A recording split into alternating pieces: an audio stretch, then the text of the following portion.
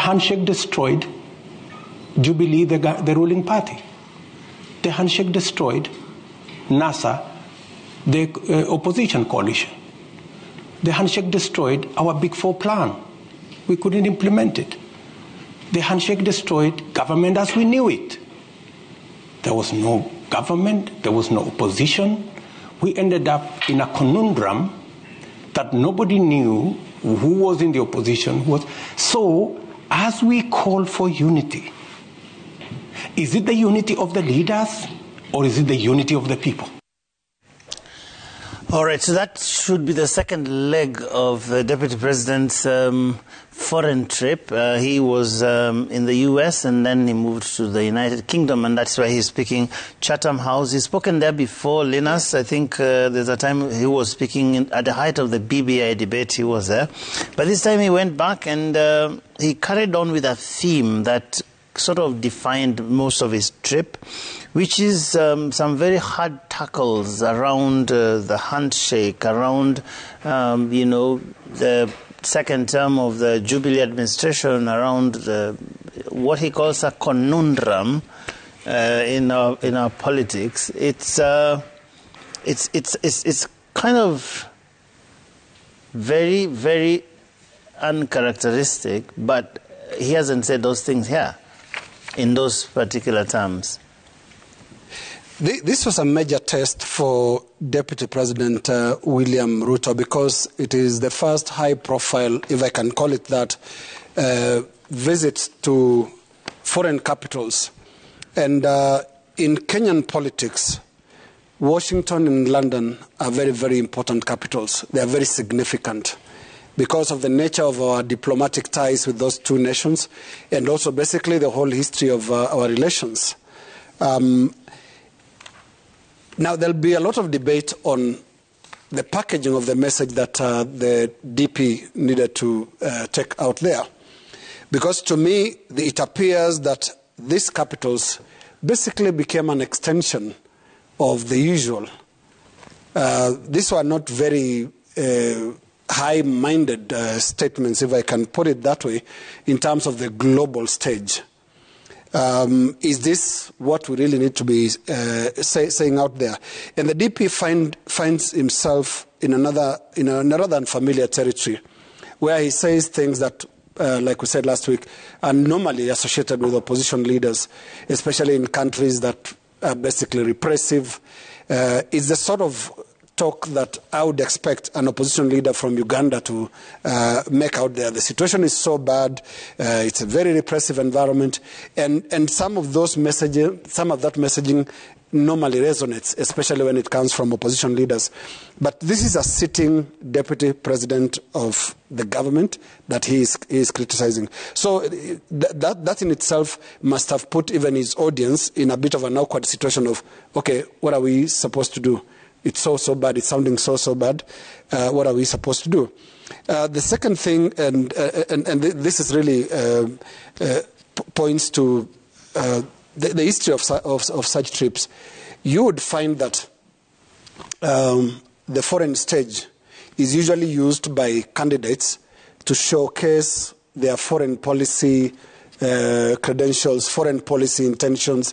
They will talk, this is what we intend to do with trade, this is what we intend to do with the war on extremism, things like that, none of which came through from the Deputy President's speech, because speeches, whether in interviews, all of it really could have been happening right here at home.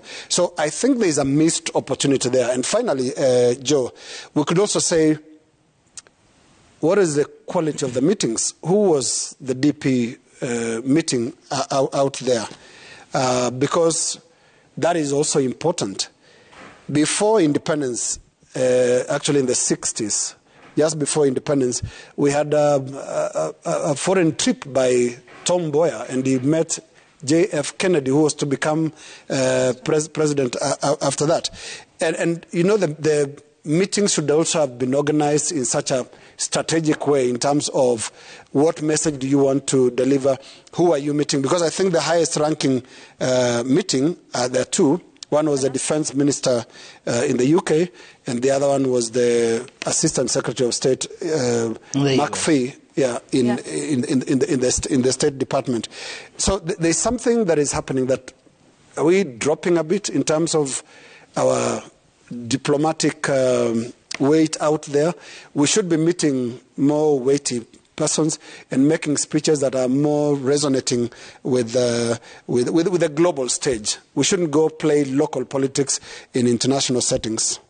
I just wanted to add that the Deputy President hasn't quite had the opportunities that he would have wanted to travel, out of the country, I think, over the last 9 years. And what we're seeing now is a big change of strategy from 2013, 2017, when you recall at the time, the ICC cases were before them. And the strategy then was to tell the Western and foreign nations to keep out of Kenya's business and allow Kenyans to make decisions for themselves. And I guess different times and, call for different strategies and approaches, but now things are a little different. ICC is not, over their heads, and so now, you start to reach out to the West, because the West, like, Linus has said, is important. So having the ear of cities like Washington, London, and, the EU can be helpful in terms of, an election. They can offer you political, diplomatic, material, strategic resources, intelligence even, and this can be done either, in open or covert ways. And so with what you see, there is now a complete change of strategy from 2013 to now going out there. But also important, I think, to note that, whilst these things happen, usually it can be either, on invitation from, those in those foreign countries, or it can be upon request. In the case of the Deputy President, we're not sure, which one it was, but also to remember that the West also have their agenda, and democracy is always used as a cover, but, they also want to size up the candidates, and as much as, the candidates are going there to seek all of this support, they're also sizing up the candidates to see, is this someone who would be good for our interests, make sure that, our interests in that country are taken care of, that we get, more trade, more contracts. There's also the issue of debt diplomacy, which is a big thing that perhaps those in the West might be looking at, considering how, they've been sidelined over the last 9 years with us moving or looking more towards the East. And so that is why I suspect this is extremely important. And even though, that trip was being criticized locally, but now we've seen what's happening. Raila is set to make a 5-day trip. I think, when does he leave? Next week on Wednesday, to go there. And he himself has also made other personal trips. I mean, recently was in India, and he met the Prime Minister, Narendra Modi, to discuss some of these issues. And so, I mean, I think, like I said, Chatham House. And he will be speaking at Chatham House as well. And so that is what, the Western nations then do. They, invite all of these candidates. They're very welcoming, and they're taking a look at, who might bode well before making a decision as to, where to throw their weight and their support. So equally important. Now, I guess the jury will be out as to, the success or otherwise of this, but I think this was a first big trip for the Deputy President, and to see whether it works. I mean, you could tell just how important it was for them.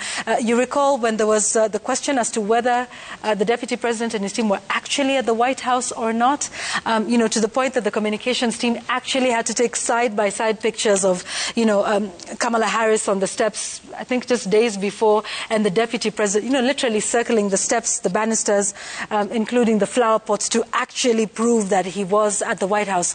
So you could tell this was, something very important for them. Image is everything in this case, Joe. Image in the sense that when questions were raised as to whether the Deputy President went to White House, it was also a reputational issue. Did he, didn't he? Especially when there's such a discussion.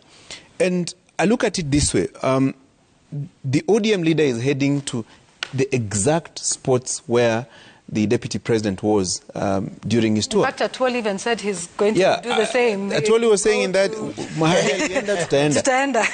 and I would think it will be to try and deconstruct whatever the Deputy President may have said during that entire trip, the speeches that he made, all those spots. And it would be more like, this is what he told you, but this is the situation, two things came to my mind looking at the entire trip. Number one, Was it a personal visit or an official visit or both? I would think it was both, because some of the offices that he went, you wouldn't basically go there in your private capacity. There has to be some officialdom into it. But if the speeches and the functions where he attended, you'd say were more personal, meeting Kenyans in diaspora and so on and so forth. But at the same time, there are some key things that he said while there, which I think were basically to try first to attract the international attention that, hey, look, this is what is happening back home, keep an eye. Particularly the rigging claims. Those are serious issues. I mean, the Western democracies take very seriously questions about rigged elections, even though we have witnessed not so long ago some of the very same challenges that we witness in Africa happening even in the US, contested elections, if you may like. And number two, the handshake scenario.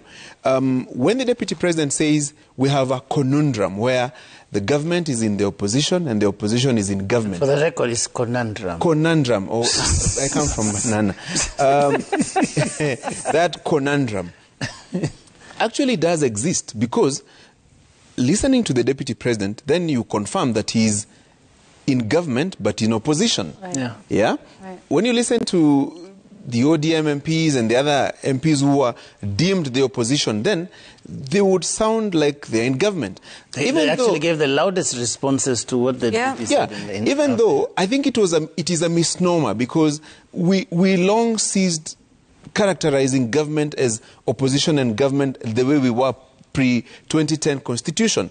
I mean, you would expect that parliament, as it were, would be proper opposition, with roles of oversight, representation and legislation. Those would be, opposition roles to the executive, the judiciary too, in terms of interpreting what's happening and the laws that have been passed. But I think we still have that mental setup of this is government, this is opposition. Yeah. So when you cross over from what was deemed opposition to government, it seems like the opposition has been swallowed by the government. And so when there is also criticism of the government by people who are elected by that ruling party, then it is seen as fighting that same government. So I think it's one of the situations that we have to keep learning and relearning as we move on.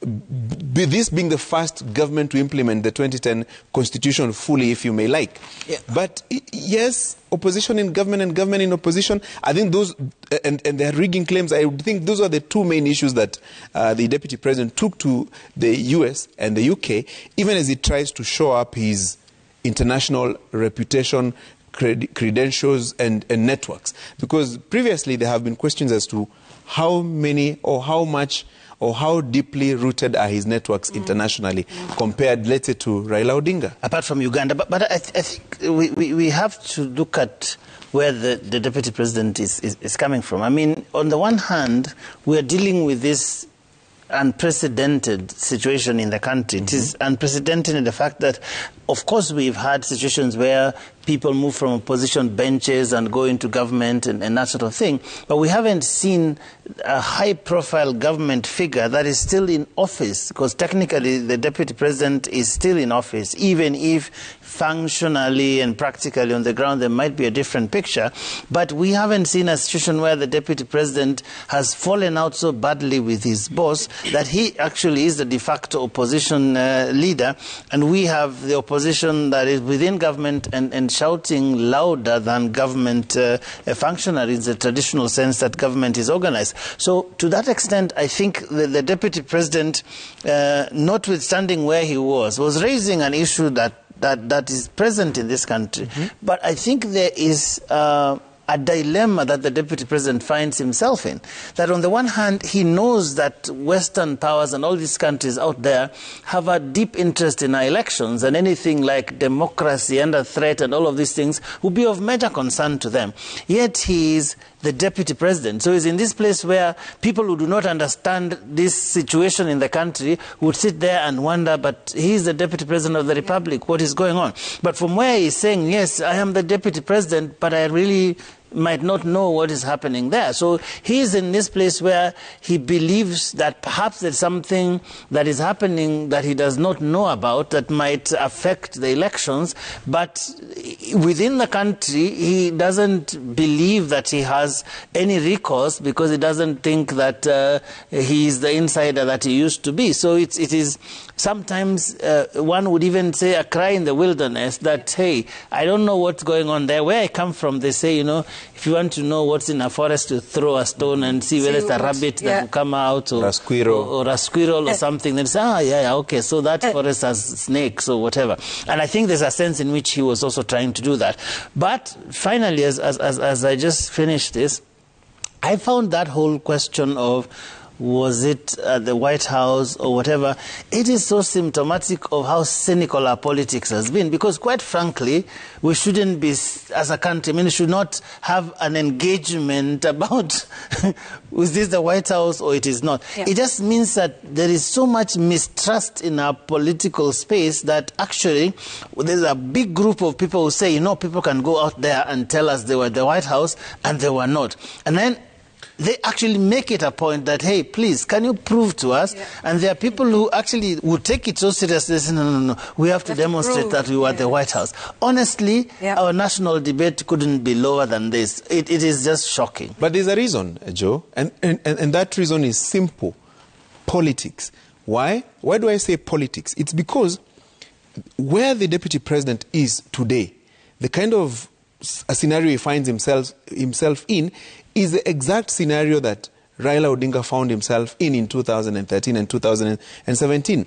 If, for example, President Uhuru Kenyatta was backing DP Ruto's presidential bid this year, on the opposite side would be the ODM leader, Raila Odinga. If he's the one who had made this trip, the very same questions that are being asked as to whether he would have gone to White House or not, what he was telling, the international world, the same things he did in 2017. And what was the response from the Jubilee team then? Don't bother with Wazungu. They are not the ones who vote, isn't it? You remember that statement? They're not the ones who vote. Come back here, talk to people to vote. The same things that are being said about the deputy president today. So I think, to repeat what Joel keeps saying, where you sit determines where you stand. So where the deputy president sat in previous elections, seems like scenarios have changed, so to say. And to demonstrate how changed the scenario is, look, here is the sitting president mobilizing his former competitors in the last two elections to compete against his deputy. Get the scenario? Ordinarily, it would have been, some smooth succession, some smooth, yangu kumi yako kumi, some smooth kind of a transition. Here you are,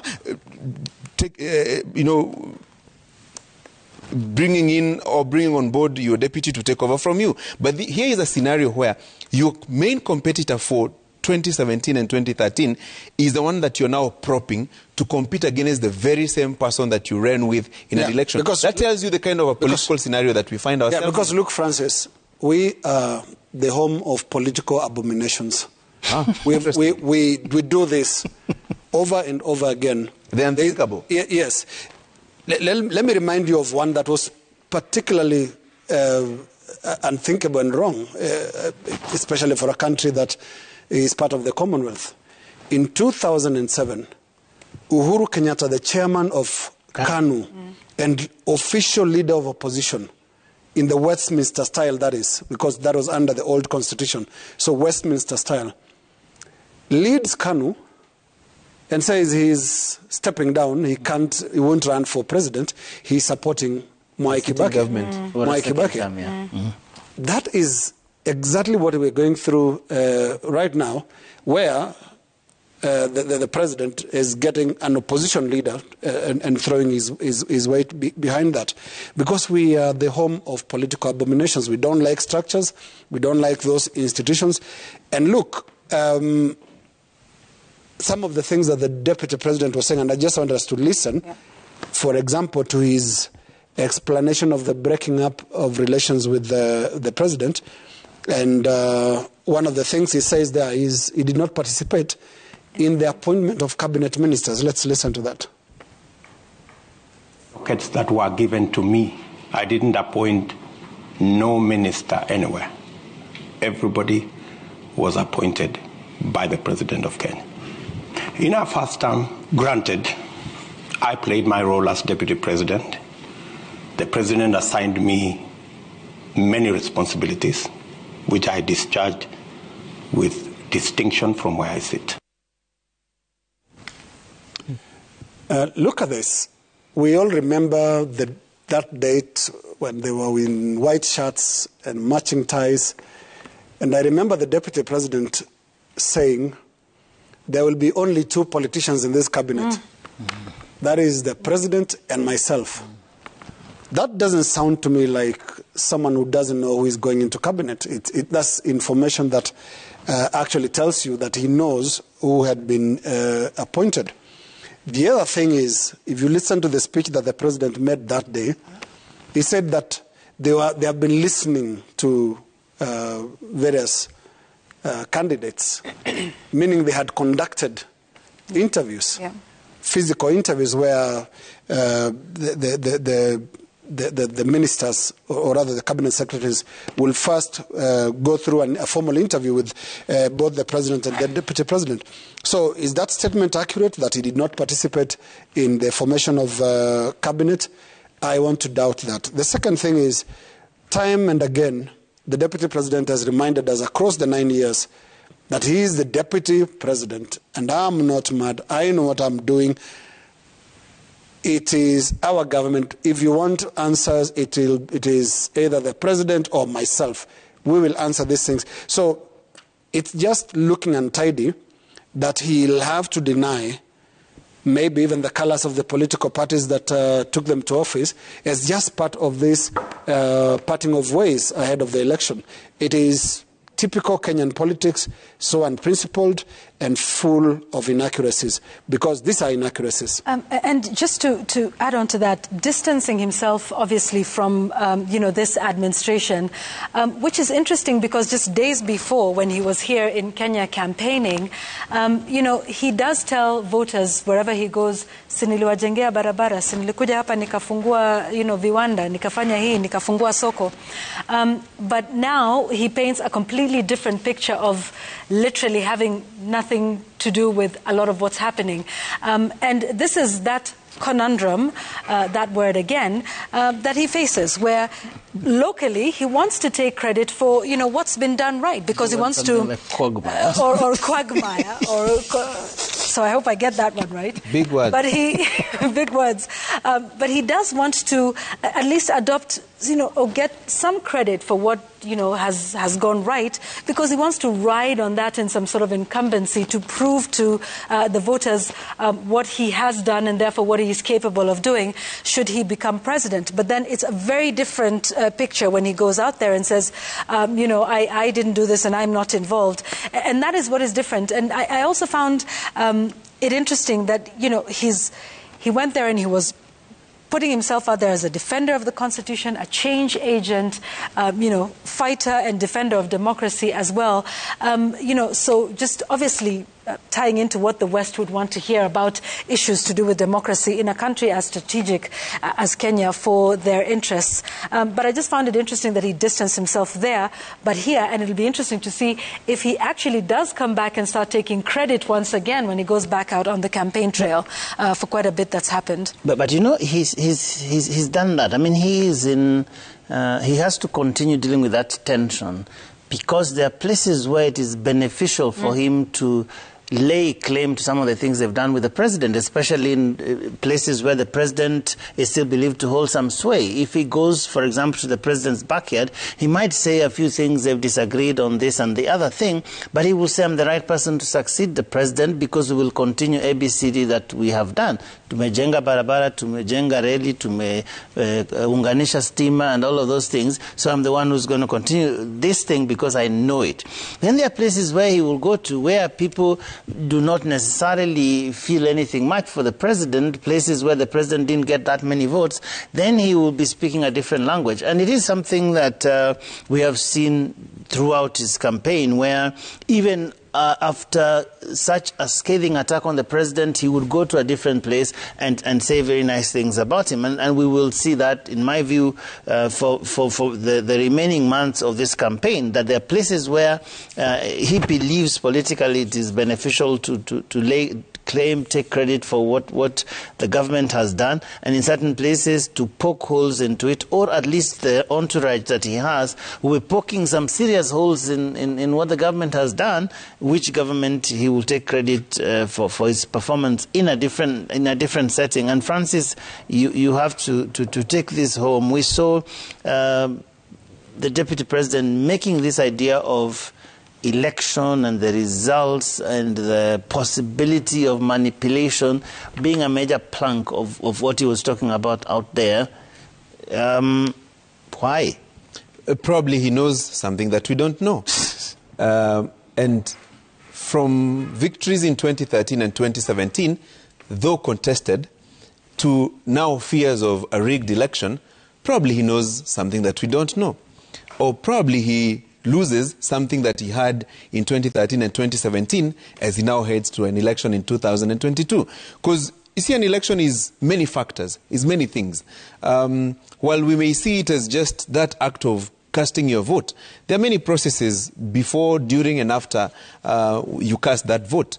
So probably there's something that he knows, maybe something that he saw in 2013 and 2017 that gave the Jubilee team an advantage, that led to the Jubilee victory in 2013 and 2017, that triggered the outcry that we saw from the CORD team then and the NASA team in 2017. Actually, some of the concerns that were raised by the NASA team in 2017 led to the nullification of the presidential election results by the Supreme Court.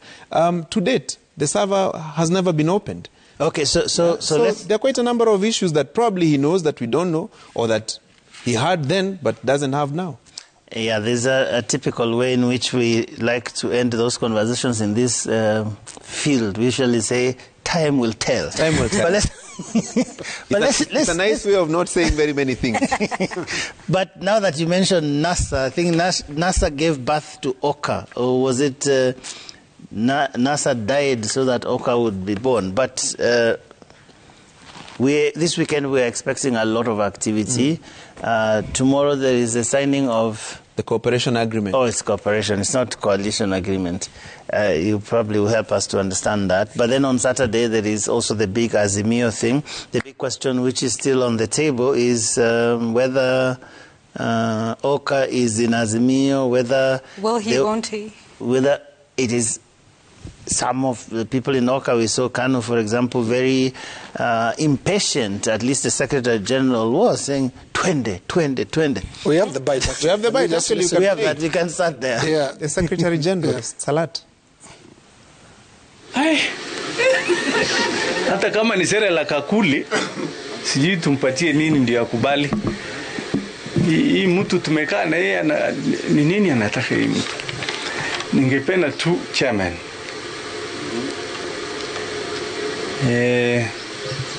Usikae sana na hii mtu, kama asikii wachana na yeye twende.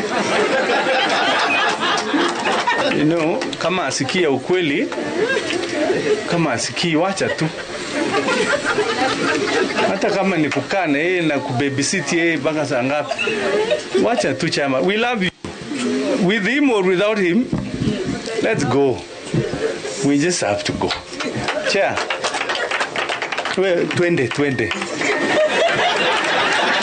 Ni nini unakosa? Patient pays. And in anything we do, it's always important we go together. Si nzuri uache mtoto moja. Sali unaenda. You must get all of us carry and we all move.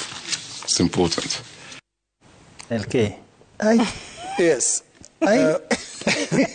Francis, Nick Salat took us to the villages because that sounded like that expression is for you know, it's mother tongue. It's mother tongue. I get him. I completely get him. And you know, it reminded me.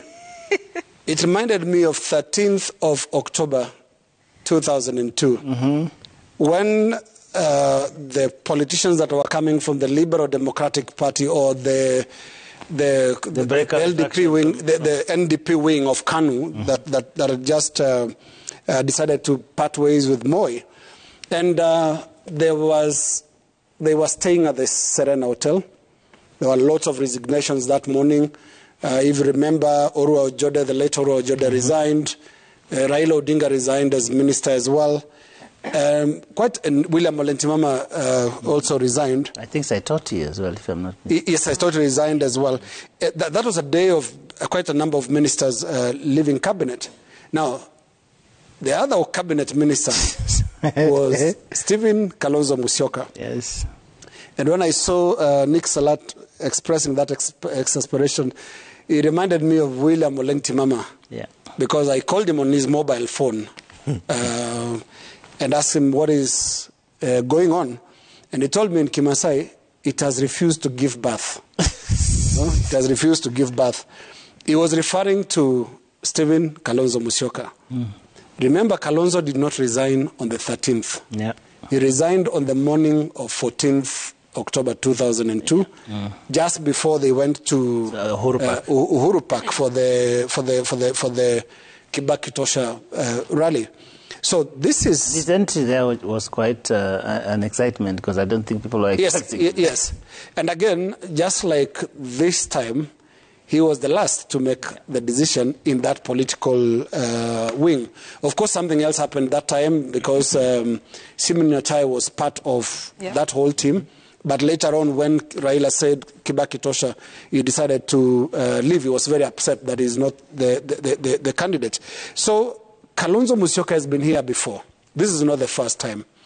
I don't know whether to say it or borrow it from people who say he plays hard to get, basically stretching the talks to the very last possible moment. And when you look at it, again, what is he holding back? What are his options? What does he want to do? And sometimes you do not get a clear picture of anything he intends to do other than delay this to the very last minute. And I think that's what we are witnessing. Kalonzo Musyoka will stretch this and milk it to as much as the attention continues to come. Because look, he's gotten the attention. Everybody in Azimio is talking. KANU is having problems. You can see Nick Salat is getting tired. 20. And I think part of Kalonzo enjoys this guessing games. And Yvonne, he has a way of throwing a spanner in the works. I mean, look at what happened, for example, when they went for the NDCs, and he's in that Jubilee, NDC, and everybody's thinking, oh, finally this guy is in. And then the following, I think it was 2 days later or something, he comes with that the 20 secret deal. So-called, yeah, what he says, this is what we signed. And suddenly everybody is thrown off completely, because they're like, okay, what is going on here? Because he seems to be going forward, and then he does something, and then you wonder, wow, so where is he now? And I think it's something that, as Lina says, is very particular to Stephen Kalonzo Musyoka. He says he's a tough negotiator. That's how he characterizes it. And he says that by the time he's coming on board, he has negotiated something. I really don't know what they're negotiating right now, but it is something that you could see Nick Salat is really getting impatient. And I wonder how many people are doing that. But instructively, Raila Odinga hasn't said much about this, which perhaps says that perhaps he knows something about Kalonzo's value than a lot of these people who are talking. Yeah, and that's one of the reasons I think he said, it's a coalition of the willing, and nobody is being coerced into that. And to just talk about, the, one step forward, 2 steps back. I mean, I think they just signed what they call the deed of assignment. And it seemed like, it was all systems go, and we saw them having a joint meeting and press statement. And then he comes out with, and I recall, I think the day before, when he's, announced that the following day was going to give what he called a personal statement. And it's all part of, that whole thing of upping the stakes and making sure that you're the person that everybody is talking about. That personal statement, I know for sure on that day there were several calls, back and forth and around the political circles as to what this personal statement was really going to be about and what he was going to say. And one that his fellow One Kenya Alliance principals were not themselves, aware of. And then it was interesting because I think the very next day, the One Kenya Alliance principals then, had a meeting at which we were told that he was possibly, had a talking to, I think would be the safest way to put it, that, what was that? And it's all about upping the stakes and upping the ante. So is he part of One Kenya Alliance? Is he not? Is he negotiating as an individual or as a principal of the One Kenya Alliance? It really is going to be down to the wire for him, with this one. But this is very typical. And then he goes on to say, why am I being the one termed as a kingmaker? Indecisive. Indecisive, watermelon, a number of these things come up. So I think, Kenyans will decide based on his history. But Francis, as you wrap this up, there is an interesting indication that we're seeing from KANU. I mean, there is that impatience, and one can almost say that KANU is gravitating very seriously towards Azimio. And there's also Cyrus Jirongo's party, UDM, that also seems to... UTP, yeah. I'm sorry. Yeah. UDM is for Governor Robert. Yeah. Sorry, I mean... No, I understand. By the it used to be there used to be a UDM that he was associated with. There was also UDF, Yes, the one that was associated with Musalia Mudavadi. That's right. Yeah. And I think Diritu Mureithi, if I'm not mistaken. But the point I was bringing about is that it does seem that at some point, this uncertainty in Oka is being stretched to a point that we might actually see people making their own independent decisions. We don't know where Martha Karua will be. We don't know what Kalonzo will do. But there is some indication that people are beginning to get jittery as those dates that Yvonne was telling us about draw close, because there is the 26th of March, which is... cast in stone. You can't go beyond it. You really have to be where you will be on August 9th by that date. Yeah, there's also one more timeline that is very specific to coalitions. Yes. That they must be formed 120 days to the general election. Yeah. So if you are to count backwards from August 9th, it takes you to about April 9th or thereabout. 9th of April, yes. So between now and April 9th, I mean, days are moving. Today is the 10th. Yep. It is less than a month. Less than a month. Yeah. So some decisions must be made. And you see, if you're joining a coalition, it's not just joining a coalition. It is joining a coalition with a written document, a coalition agreement that must be deposited with the Register of Political Parties. So if you are arriving at a document, then you must make up your mind first to join a coalition, and then therein also agree on how that coalition will work. Those are some of the nitty-gritties that need to be dealt with. But the key dates, the key days to look at, especially for this week, will be what will be happening tomorrow morning in Runda. There's a document that the One Kenya Alliance team is signing. And at the same time on Saturday, during that joint National Delegates Convention for Azimio la Umoja movement. I mean, there are already political parties that have joined the movement, some through ODM, some through Jubilee, and so they will be congregating at KICC and thereafter a rally at Jacaranda grounds in, I think, Embakasi East. But there are some particular things that are also happening. President Uhuru Kenyatta's role in this coalition building. There are various indications that he is likely to be appointed as the chairman of the coalition, You remember that, Joe and LK, you remember that summit thing in NAC? He's likely to be elevated to that position as the chairman.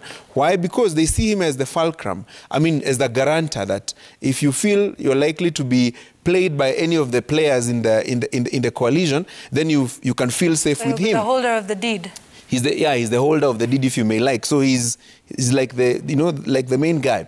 We're also aware that there have been meetings between the president, the Wiper leader, Kalonzo. Gideon. Yeah. So even as the impatience was being seen in KANU, and even that war of words between Salat and the executive director, George Wainaina, from my village in Banana, you can tell the impatience and the anxiety on one hand, but at the same time, there are quite a number of things that are also moving on. And I think there's a more particular reason why Kalonzo is at the center of all these. First, he has realized that both coalitions, if you're to look at the Azimio team and the Kenya Kwanza team, have been looking for him, have been wooing him, and they know his value. The three counties that he comes from, Ukambani, have a combined voter population of 1.7 million registered voters. Figure out other numbers elsewhere, you know, in diaspora. Yeah. So you're talking about a political player who, if you were to vote by ethnic blocks, as unfortunately happens in this country, you're talking about a person who has 2 million, 2.5 million votes or thereabout. Those are significant votes, especially in a presidential race. Not to say that where he comes from, everybody will vote the way he tells them to, but you can be sure that a sizable number of those registered voters will go the direction that he goes. There's also the three governors, that is Ngilu, Kibwana, and Mutua, who are also in the mix, who have already joined Azimio, by the way. So he is under pressure from... I hope he doesn't leave it too late, though. Yeah, he's also... to get to a point where, you know, his value, people just move on. And you can tell there's that attempt to move on. Like, you remember that interview we did with Professor Makau Mutua here? Yeah. And he told me that no one is indispensable, that they're not saying that they will not win, but they're saying they would want to win with him. Yeah. I found that statement quite intriguing in the sense that you come along, and even if you don't, nothing changes. I don't know how true that is, but in terms of the arithmetic, arithmetics that are there are quite heavy. But I would also think Kalonzo is upping his stake. If I don't land at number 1, let me land at number 2. Those are part of the negotiations that I think they are there. I mean, what does he stand to lose if by delaying his decision to whatever date he wants? So you're saying it's a foregone conclusion? Yeah, nothing. And I mean, I think he's also using boredom as a political tactic, like bore them stiff. Okay. Yeah. And you know, bore them to submission. Yes, and you can see it's working. you saw Raila Odinga the other day saying it's a coalition of the willing. You've seen Nick Salat today. Let's go. You know, they're getting upset, and I think he's enjoying that act of just getting under their skin. Yeah. Yeah. All right. We need to let's end this here, shall we? Who do we start with today? Why don't you start with me today? Lakini tumeanza na wewe recently sana. Zeal, let me. Aya. It is banana people's time. Go for it then. Turn to eat.